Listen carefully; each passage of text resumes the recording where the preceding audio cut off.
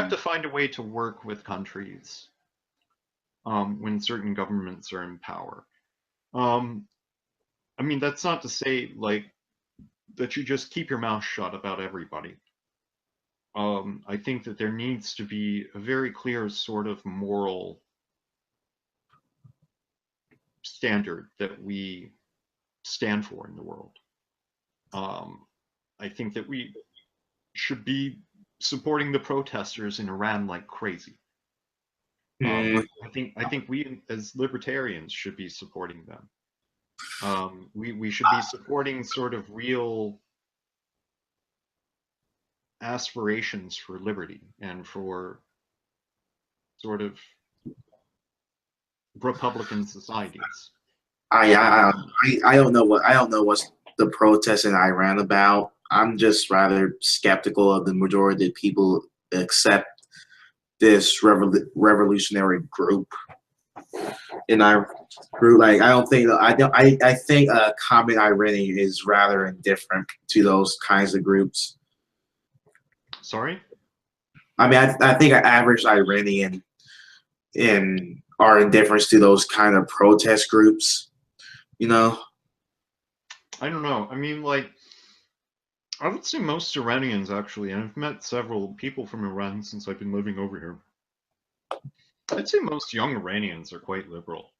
Um, I don't think that they really like um, this sort of conservative religious society that's been imposed on them. Yeah. Um, I think they tend to enjoy Western culture. Like you even hear like God, there was this one documentary about like Iranian sex parties or something that people are like doing inside of their homes and stuff like this. Apparently, that's a thing in Iran. Um, like, people get plastic surgery in Iran. It's like these people want to be decadent Westerners. I feel like, um, and the original revolution in Iran wasn't really an Islamic revolution. It just so happened that the sort of really hardcore theocratic elements were able to seize the initiative at some point and gain power. Um, I don't think that really most people wanted that. Um, it's very delicate because I would like there to be a way to support these people and certainly morally. Yeah.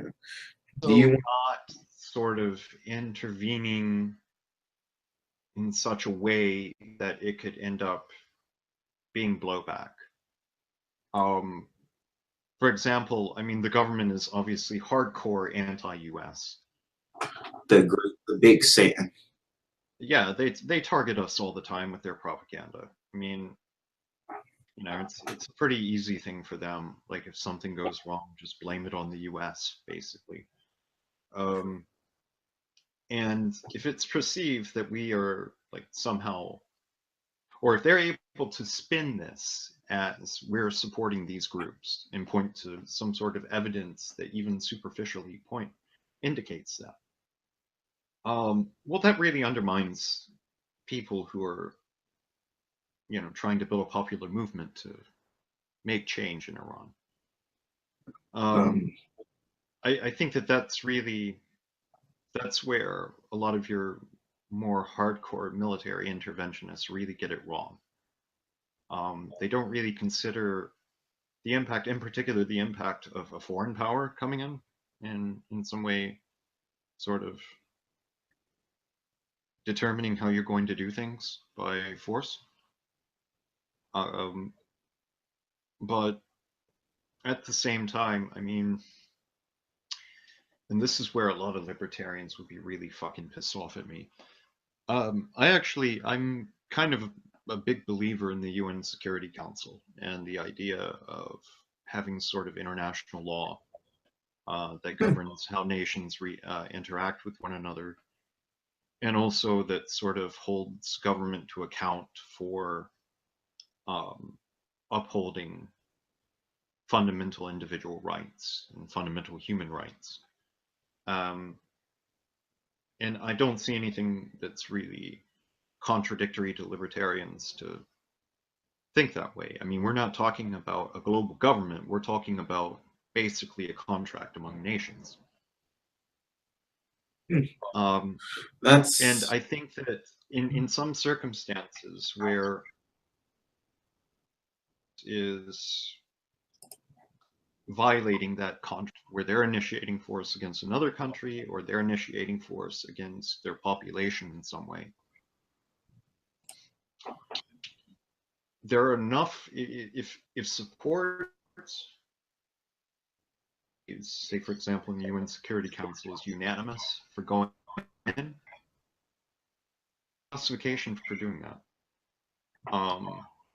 I think that, you know, in some way, like, you know, if you approach things from sort of a classical liberal or minarchist point of view on the role of government, which is to uphold fundamental individual rights, well, you've also got to have some, I think, some system for trying to hold governments to these standards.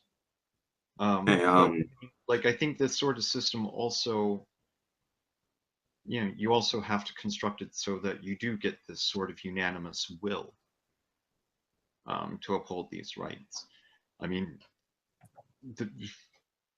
you know, I don't think that any of the U.S. interventions over the past 3 decades or so, even going back to Vietnam, were really wise or justified at all. But at the same time, in most of those cases, we also went in unilaterally, and that's never going to work, ever. Because there's going to be inevitable blowback to that. And you're going to have countries that are going to criticize you for that decision.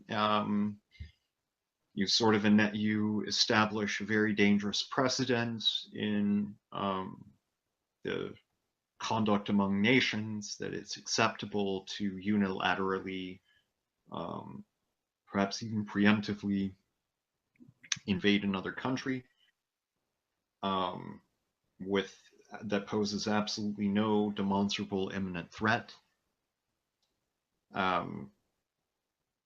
So in any case, unilateral action should never be unilateral intervention should never be taken, I don't think.